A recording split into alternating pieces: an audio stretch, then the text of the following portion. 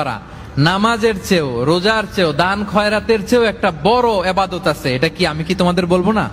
সাহাবারা তো অবাক, নামাজের চেয়েও বড় ইবাদত, রোজার চেয়েও বড়, দানের চেয়েও বড়। ক্বালু বালা ইয়া রাসূলুল্লাহ। সাহাবারা বললেন অবশ্যই হে নবী, হ্যাঁ আপনি বলেন সেটা কি? বিষ্ণু সাল্লাল্লাহু আলাইহি ওয়াসাল্লাম বললেন ইসলাহু যাতিল বাইন, বিবাদমান দুই গ্রুপকে মাঝখান দিয়ে যে মিলিয়ে দেয়া।